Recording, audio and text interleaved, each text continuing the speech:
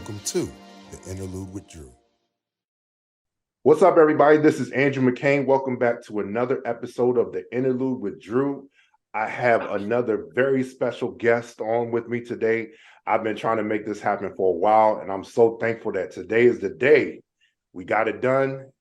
I got one of the busiest man in America right now, Pastor Mark Moore Jr. How are you, my brother? Man, I'm here with Drew, so I'm doing great, man. I finally made it. I can cross this off my bucket list. Tell my mama she ain't got to work no more. Oh, come on. I made it. So man, I'm doing great, man. Good to be with you. Yes, sir. Yes, sir. Man, how's everything? I know you've been all over the place working hard, but how's everything with you? Man, so much better than I deserve. God has been really, really good. As you mentioned, it has been a very busy season. Trying to really stay on top of everything, but I'm grateful, man, and proud of the work you're doing. And I know you've been praying for us, and we've been praying for you too. Appreciate that, man. Thank you so much. Absolutely. All right, so I'm going to go ahead and get started. So, you're very well known as a preacher, as a leader, as a visionary, but you come from a long line of preachers on both sides of your family.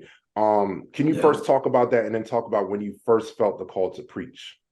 Man, you're absolutely right. I am a product of ministry families. You sit on both sides, and as the scripture says, the lines have fallen to me in pleasant places. And so, no goodness of my own. I didn't deserve it. I didn't ask for it. I showed up. And of course, there are a lot of pros, but there are also a lot of cons. Yes, sir. In that you have the weight and the pressure and the a certain sense of expectation. And for me, the blessing was the ministers in my family were who they said they were at home and at church. That's good. So that caused me to have a genuine love for God. That caused me to have a genuine understanding that this is not just a gig. This is not just something mommy and daddy do for a check. We understood as little kids before we could spell it, man. We knew we were Levites. I didn't know what a Levite was, but we're Levites. We serve the people of God. Yes, and seeing that up close and personal, seeing the phone ring at 1 and 2 in the morning with somebody in the hospital, and dad having to go pray, or there's an issue at someone's home, and mom and dad having to step in and minister and make things happen. That created an awareness of the reality of what ministry looks like. A lot of people, I think, on the outside looking in, they see, armor bearers, and they see appreciation services. Right. They see, people stand and clap when you walk in, and that's great, but you don't see the other side. I did. And so I didn't want to rush into it just because, every guest speaker that came to the church, the PKs, we're a safe prophecy, right? I see ministry on you. Oh, okay, is that what it is? Oh, okay. Any problem is mom, and just where's the pastor's kids? There's a calling on your life. Right, of course. Wow, you see clearly, huh? But I didn't want to just do it because it was expected. And so my first year of college here in Atlanta at Morehouse, I acknowledged my call. And for me, I think the biggest thing for me acknowledging my call was it got to a point where I couldn't ignore it anymore, right? I've known forever that ministry was on my life. And again, when that's what you're surrounded by, these are your heroes. Right. Some kids grow up, the latest rappers are the heroes, or the latest basketball or football players are the heroes. Preachers were my heroes. And so finally, wanting to make sure it wasn't just me, wanting to make sure it wasn't just my own desire, wanting to make sure it wasn't just a selfish, you want to do this because what everybody else wants you to do. Freshman year of college, man, I just couldn't ignore it anymore. What God did was He convicted me with the realization. This is how it came to me. There's some people that are born right now. There's some that are yet to be born, who will not reach the fullness of their potential if you don't say yes to what I'm telling you to do. Wow. Like, there are people that's what put the weight and the pressure on me. Yeah, there are people who will not come to know me if you don't do what I told you to do. So it's like, man, I can't Oh man. Can't say no to this. Wow. I gotta say that. So for me, it was freshman year, and I didn't want to rush into it because again, I've seen the stress and the strain, and it ain't all glamorous. But I couldn't run from it no more, man. Yes, sir. Man, that's amazing. I love how you said that. Like, there's people that will not reach their full potential, and they will not get to know God if you don't say yes. That's They were really heavy. signing the way the Lord put it on me, man. It's like they were assigned to my voice, and it's like Man. I've given you something to do it because it's bigger than you. So I think just that awareness of it not just being a personal decision. We make ministry a personal choice. It's not a Right. personal decision. This No. is bigger than you, me, us. There are generations on the line, and so that's what did it for me, bro. Man, that's incredible. And of course, I'm sure at the time you couldn't see exactly what God meant, and exactly who he meant. But now, years later, you're seeing how he meant every word that he told you. That's incredible. Yeah. So I want to fast forward. Well, first, you grew up in Maryland for some time. That's where I grew up. Mm-hmm. So Yes, sir. how long were you in Maryland before you went to Atlanta? Okay, great question. When I was born, my family, my dad was my grandfather's assistant at Christ Temple in Indianapolis, the mother church of the organization we grew up in, Right. Pentecostal Sons of Europe. So I'm born in January of '88. My grandfather passes away in December of '88. Okay. So that really ended our tenure, our time in Indianapolis. And so mom, dad went on the field, I evangelized for, a few years and just trusting God. And then in 91, God connected my dad with his current pastor, Bishop James Nelson Sr. there in Yes, Baltimore. Yep. And from 1991 until this day, until the Lord comes, that's been my dad's pastor. Wow. And so we moved to Maryland around 91. And from 91 until really 2000, that was home. Okay. Really about 2000, because we were in transition. Dad founded the church in Atlanta. We were kind of living between Maryland and Michigan with our grandparents while mom and dad were getting the housing situation worked out. And so I came down here in high school. So really I started kindergarten in Maryland, and kindergarten up until high school, I was in Maryland. And then freshman year, we ended up moving to Atlanta. And I've been here. I've been ever since. Okay. All right. I love that. All right. So now fast forwarding to a few years ago. So as we know, 2020, the pandemic hit. People had plans going into 2020 and everything got derailed because of this pandemic that we had never seen before. And for a lot of people, they went under based on the circumstances, based on having their plans thwarted. But you were one of the main people that I looked to for the word that you use, which is called pivot, right? Because I remember, you had YLC planned for 2020. And let's not talk about it. It's still fresh, man. Man, I was registered. I was ready to go, man.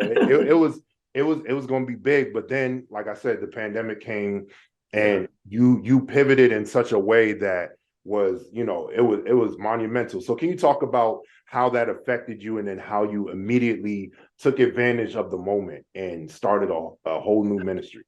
Man, you're very kind, and I appreciate that. I think that looking back now, of course, God knows what he's doing. That's the beginning and the end. But I think that it's easy for it to look a little bit more strategic or intentional than it was in the moment. That makes sense. It was more so, man, a push for survival. As you mentioned, we started YLC as a retreat with 50 people, and then it had grown to a conference in 2019 with over 5,000 people. And I'm talking about real deal people. I'm not fudging numbers. Oh yeah, it's online. You can go look. We packed out a convention center. We brought in presidential candidates and United States senators. We had some of the biggest preachers and artists in the world. Paid off millions of dollars in medical debt. God was good. Stage 3 stories, band in the air, elevated. It was great. Yep. And coming out of that, 2020 was going to be our year for 10,000 people, right?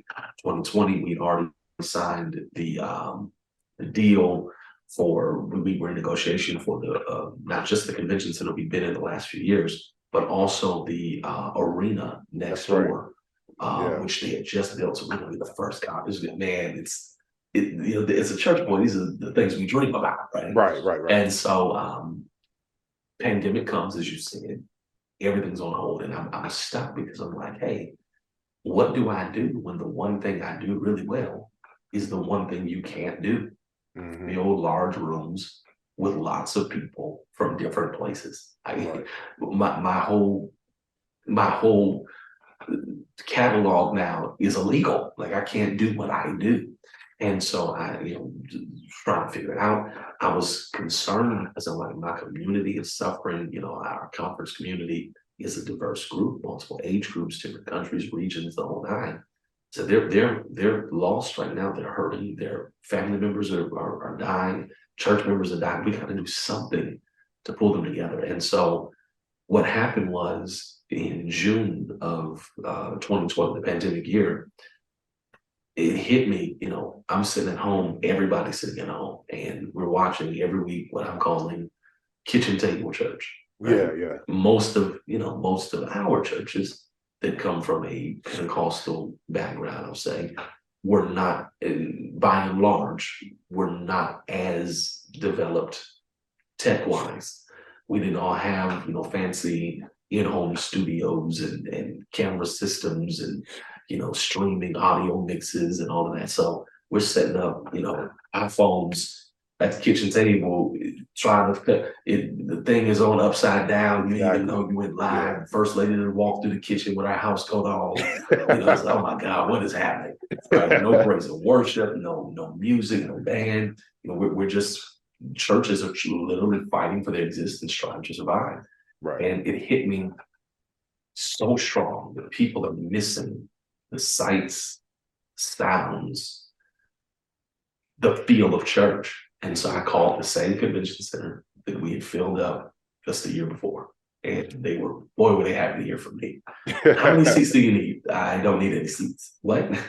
What do you need? I need an empty room that I can put some musicians, some singers, and some cameras in. And we went, recorded, and that first Sunday night, 50,000 people tuned in.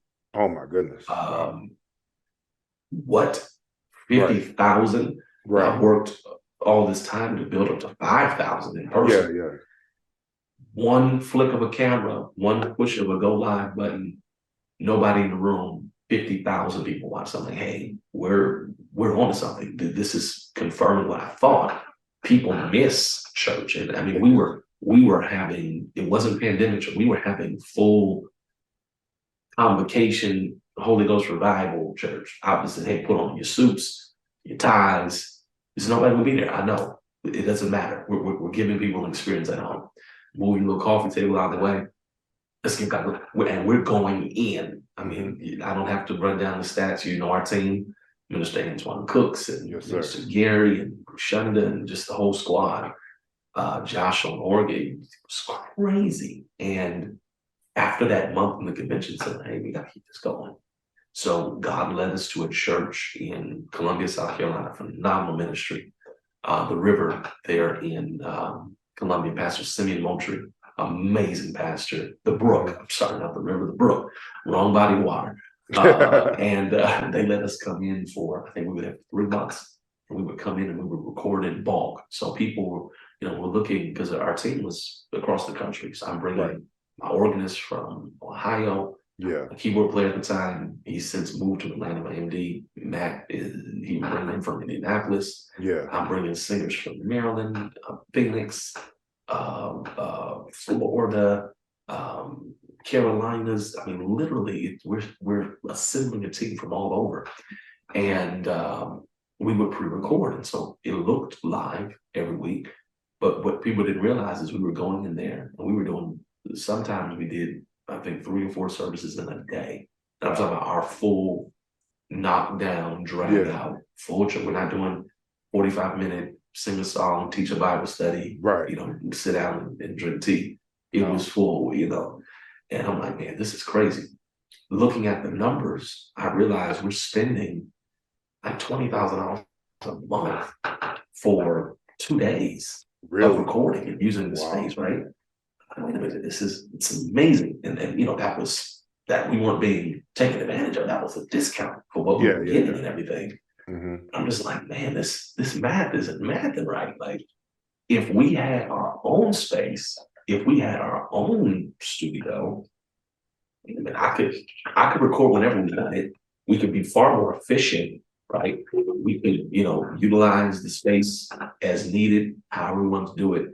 And then, more or equally as important, we could open up and allow other churches, other ministries, other entrepreneurs, other businesses that don't have anything like this. We can let them use it too. So, me and my crazy faith self, we're gonna build a studio. Never worked in a studio, never been in a studio like that. I don't own a camera, I don't own a microphone, I don't know anything about studios and how to do it, but I put on Facebook, we're gonna have a studio. It's gonna be this, it's gonna have room for podcasts, it's gonna have room for this, room for that. Great. 2 weeks after we put that post up, 3 weeks after we put that post up, we move into a 20,000 square foot facility that we named the M3 Center, which we are still in today. And it is a full functional production and event space. We've developed it over 3-4 phases. It has a auditorium / sanctuary / concert venue / banquet facility. Main auditorium that seats 400. It's got state-of-the-art sound system, LED wall, whole nine. It's got 3 conference rooms. It has a cafe, coffee shop. It has 2 podcast studios, a photography suite, a learning lab, offices and shared co-working spaces. It's more than we expected, but it really just came out of that pivot because the Lord told me, if you pivot, you'll prosper. And so just try to follow him, trying to make it make sense, man. Just trying to make something happen, and God did it. So we're just still walking by faith, trusting him, trying to maximize the moment, man. Yes, sir, man. It's incredible to watch, truly, because you documented the process, so we got to see it from like the very beginning when you announced like, this is what we're going to do. I could tell that you didn't know exactly how it's going to happen. And just with your faith, like, we saw it go from nothing to what it is today.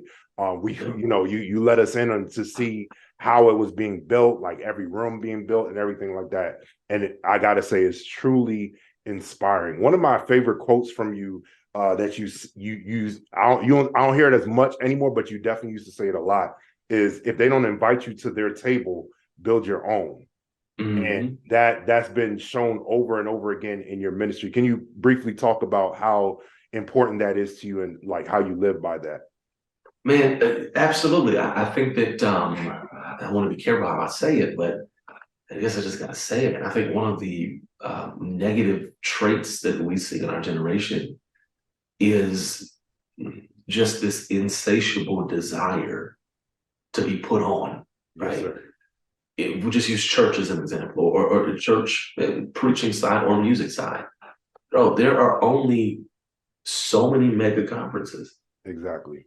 There are tens of thousands of preachers, tens of thousands of musicians, singers, spoken word, poets, mimes, whatever. There's an infinite number of, for lack of a better term, performers, acts, talent, whatever context you're in. But there are only a handful of like mega stages that everybody's fighting for. There's only one Bishop Jakes. He's only having so many conferences a year, and he's starting to have less. He's literally retiring from like he's like, I've been doing this at a high level for so many years. He's focusing on other projects and passions as he's growing older and fulfilling all of his destiny. Right. It's only so many mainline denominations. There's one Church of God in Christ. There's one United Pentecostal Church. There's one Pentecostal Assemblies of the World, or whatever. They have one convocation a year. Right. And all of us are fighting for an invitation to the same 3 or 4 meetings? Right. How does it, the math again doesn't matter. It doesn't. And so because people are so hungry for these same platforms, these same stages, it can lead to a climate and a culture of just toxicity, backstabbing, and sabotage. And I'm not, I feel like if you go down, that's good for me and my brand, because now they're gonna bring me. That's not kingdom, that's not godly. And I'll be honest, much of the clout chasing, platform chasing, and trying to be put on, I feel, this is just me talking, that it's an insult to God. Why I say that? Why do I say that? Because God is the giver of gifts. Absolutely. God is a creator. He has placed his spirit, the spirit of the creator has been placed in us. We've been filled with his spirit. What an insult it is to literally the creative nature of God to sit at home and say, I can't do or be or become what God called me to be because they won't bring me over there. Right. You serve a creator. Build something. Like, what are you doing? You sit at home or online or posting these sad statuses, nobody supports, nobody whatever. Work and work loud. And the people assigned to your voice are going to Jesus said, my sheep know my voice. Yes, sir. And sometimes your sheep can't find you because you're not talking. You're silent. Right. You're moping. You're sitting. You're quiet because they didn't do this. They didn't put you on there. You're not built for every room. But that doesn't mean you can't build your own room. Absolutely. If God has given you something, and that's certainly not a shot or a knock against people that are in more traditional formats. Those people, those spaces need voices as well. But every voice is not for that space. The New Testament shows us we need a Paul and a Peter. Yep. Somebody got to talk to the Jews. Somebody got to talk to the Gentiles. Absolutely. Right. We needed this one and that one. All of the prophets didn't have the same flow. Nope. We need a Jeremiah and an Isaiah. Like we need both of them. They both have a role to play. We need a Jesus, sure enough, but we also need a John the Baptist. Yes, Jesus needed John the Baptist. Absolutely. You got to, hey, this got to be fulfilled.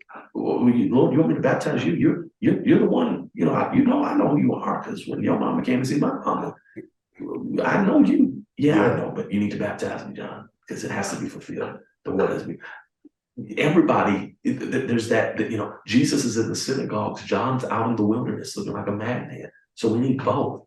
So don't let the fact that you don't fit necessarily in a certain paradigm or a certain circle or crew, whatever term you want to use, don't let that rob you of your uniqueness or the necessity of the fact that there's something in your hands, not just in your head, not just in your heart.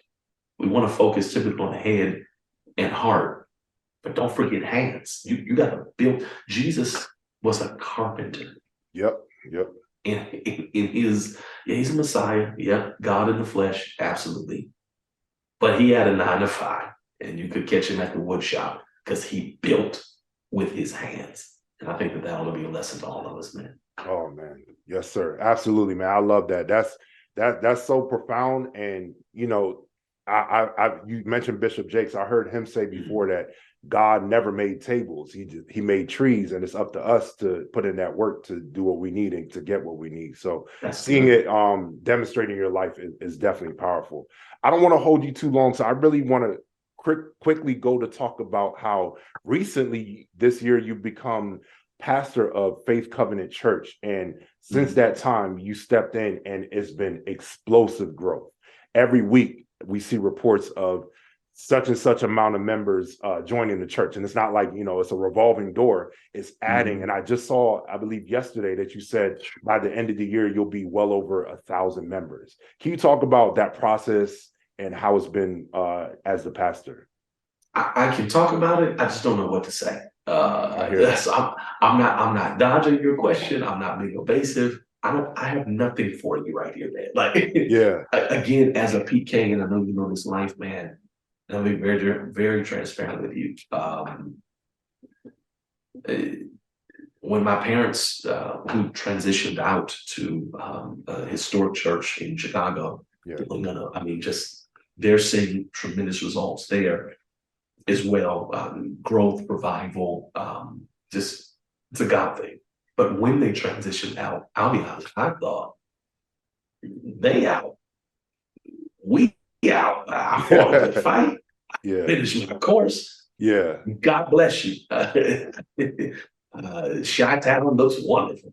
Yeah. From my studio, I fly out there on weekends when I'm not out preaching, and hey, y'all in the hands of the Lord. Because again, as real PKs know, your parents' call is a call that you're forced to answer by default. Absolutely. God didn't even have a courtesy to ask me what I thought about this. Right. Walk into it. We didn't have a conversation. It comes with the call. And so I was like, hey, it's the Lord's church. God's gonna do something with it. I guess. I hope. We'll see. I follow y'all on Instagram. We'll see what happens. I was kind of checked out, man, because we'd served so long, so hard, so consistently, and is that feeling of, man, this ain't it. Like, it's not working. It's not working. And so I agreed to do and serve in an interim capacity, which I'm actually still in. And Dad's appeal, the question, what do you pray about it? We might grow. What if it grows out of you? And I'm like, I'm gonna do my little intro time, man. Like, hey, all right, God bless you. I take over. I get the liberty to make some changes, and fast forward, it's been 5 months, and as of right now, 351 new people have joined the church in 5 months. And if you add that to the 60 that were there before I took over, as of this past Sunday, we crossed over 411 members, which is insane for us because, Absolutely. and I know this will resonate with you, Andrew. Yes, sir. We hear so often, and this is part of what I posted the other day, that number one, apostolic churches aren't going like that. So certainly not African American apostolic churches. Right. And really, you can expand that from apostolic to just sanctified. Period. Yeah. You can't preach. You can't preach. What have we heard so many times? The big churches, they don't want the truth, and what that really amounts to is we're justifying our small by saying something that is contradictory to the Bible. People want the truth. They do. They just don't know where to find it. They're listening to crystals. They're burning sage. They're looking at their horoscopes. Whatever. They're searching for truth. They just don't know where to find it. And all these you can't preach holiness and baptism in Jesus' name and people come. You can't do that. Then you can't have no dress code. You gotta wear skinny jeans and big t-shirts, and you gotta look like this, and that's the only way you're gonna grow. Well, we wear suits every time. Right. We preaching holiness. We're baptizing people by the dozens in Jesus' name. You can't have church over 35 minutes, or ain't nobody gonna come. We having healthy 2-hour services, and I'm gonna stop counting at 2 hours. I'm trying to get it down, but it gets in there, it gets going, right? You can't have that. You can't grow. I've heard all kinds of stuff, especially in Atlanta. You can't grow if you don't have a children's ministry that has water fountains and you do this and do that. We don't have any of that stuff right now, but it's a God thing. And so 400 some members now, and as you mentioned, I met with my outreach director yesterday, and we did the math and looked at just kind of our trends, because it's been happening so fast. Every time we turn around, it's Sunday again, and it happens again. And so we looked at the numbers, bro, and if we average just 60 people a month, not a week, 60 people a month for the rest of the year. Now, mind you, we've been doing more than that. But if we average that, we have over 1,000 members, which I can't even get my mind around. Right. And so it's been exciting. It's been a journey, man. It's been scary every week. You know, when you're small for so long, you don't get over small in a season. Right. You don't get over small in a semester. Right? I'm traumatized by years of small. And so every Sunday you can ask our team, ask the guys that help me in the back. Every Sunday I'm peeking out at the lot, seeing if there's cars outside. Like, did they surely they're not coming back today. Right, You know, right. First Sunday, I'll never forget. My first Sunday, we had 132 people, which for us was what? Yeah, yeah. Oh, we packed. Mm-hmm. It's the first Sunday. They're not coming back next week. They came to say hi, see what was going on, Right. wish with well wishes. Cool. Every week, it's more and more people. So we had to go from one service to two services. And so this past Sunday, we had a record attendance for the day. For a normal Sunday. It wasn't Family and Friends Day, it wasn't our Tribe Sunday, it wasn't Easter or whatever. But we're putting chairs out every service, not just every Sunday. Literally, the small service Sunday had chairs lined up all across the front because they keep coming.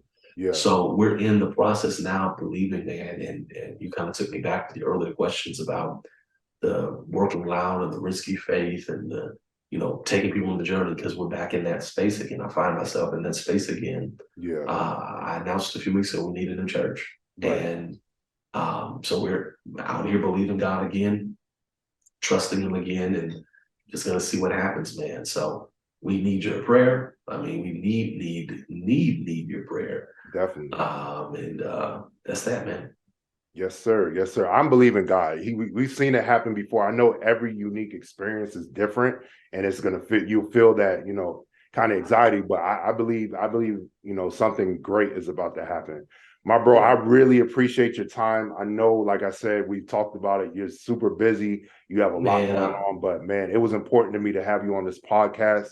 You're a visionary in this generation. We're all looking up to you. You're only a couple years older than me, but man, we definitely are inspired by all that God is doing in you and through you.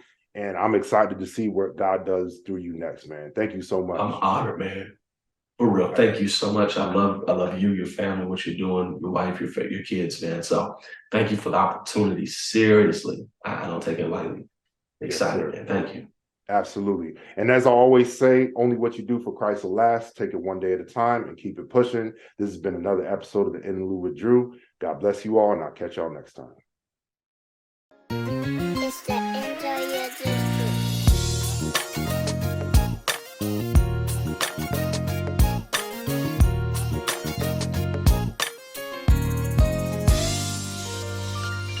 Welcome to the Interlude with Drew.